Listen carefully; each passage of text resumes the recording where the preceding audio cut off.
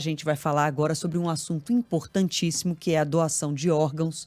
A situação de saúde do apresentador Faustão motivou assim o engajamento de muitas pessoas, o interesse de muitas pessoas nesse assunto. O Grupo Bandeirantes faz uma campanha Doe Órgãos, Doe Vida, e a gente vai falar agora ao vivo com a Carol Vilela, em Brasília, que acompanha possíveis mudanças, aperfeiçoamentos da lei brasileira para tentar facilitar, né, para tentar diminuir as recusas das famílias em relação à doação de órgãos. Carol, a lei hoje dá a palavra final às famílias, mesmo que em vida a pessoa que porventura venha a ter morte cerebral tenha declarado que é doador. O que pode mudar, Carol? Oi, Adriana, Débora, boa tarde para vocês, boa tarde a todos que nos acompanham. Eu estou aqui naquele túnel do tempo, né, do Senado, porque aqui no Congresso existem pelo menos 6 projetos que discutem o tema transplantes, né, que estão em análise no Congresso Nacional. 5 deles aqui no Senado. E um desses projetos que está em análise no Senado, que tem o relator ali, o senador Otto Alencar, diz o seguinte, é um projeto de lei, né? Diz o seguinte, se a pessoa em nenhum momento da vida manifestou ser contrária à doação, então fica presumida que ela é uma doadora de órgãos.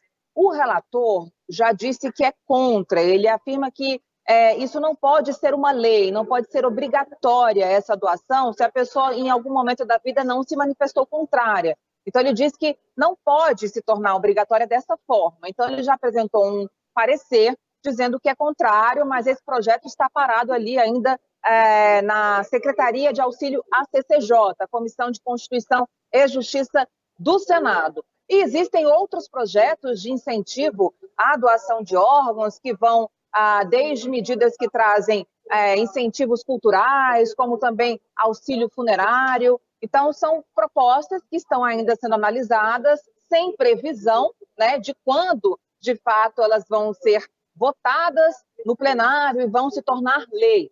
O que a gente também tem e vem acompanhando é que o número de doadores, né, de pessoas, pacientes que aguardam na lista de espera, de acordo com dados do Ministério da Saúde, são mais de 65 mil pessoas atualmente. Mas o Ministério da Saúde faz questão de enfatizar que a gente não pode chamar de fila, mas sim uma lista. Por quê?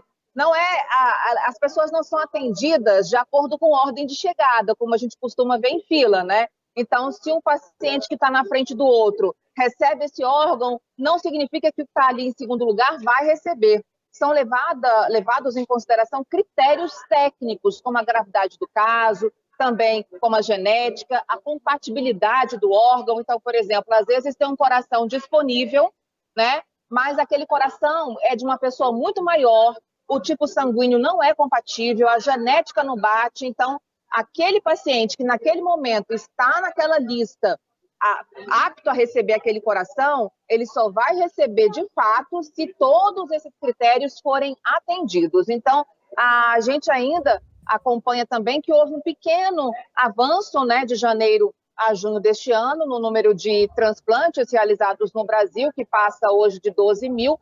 Na comparação com o ano passado, esse número ficou ali entre 10.500 transplantes realizados. Mas é um tema que ainda precisa ser discutido. Alguns parlamentares defendem que, de fato, a palavra final tem que ser da família, mesmo a pessoa se manifestando doadora ou não. E a gente sabe que essa manifestação pode ser feita em documento, né?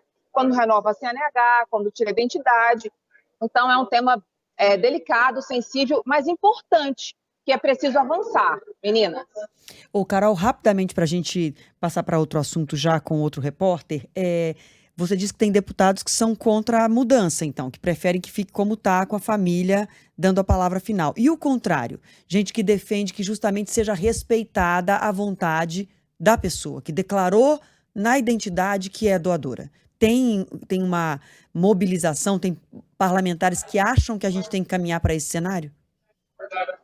Sim, eu conversei agora há pouco com o senador Humberto Costa, ele que já também chegou a apresentar um projeto nesse sentido, era um projeto em que ele defendia o doador universal. Então, aquela pessoa que também nunca se manifestou em nenhum momento que queria ser doadora, naquela situação ali de morte cerebral, então se autodeclarava que sim, ela pode ser doadora. E o projeto ainda sugeria que quem não quisesse gravasse de alguma forma que não era doador de órgãos, mas esse projeto do senador Humberto Costa foi arquivado. Só que ele estava conversando comigo agora que ele defende, sim, continua defendendo que a família seja ouvida, claro, mas que se a pessoa não se manifestou, que sim, ela possa ser considerada uma doadora, já que ela não falou em nenhum momento que não gostaria de ser doadora de órgãos. Então, há alguns parlamentares que sim, que defendem que isso, defendem inclusive que haja uma lei mais avançada e mais clara nesse sentido.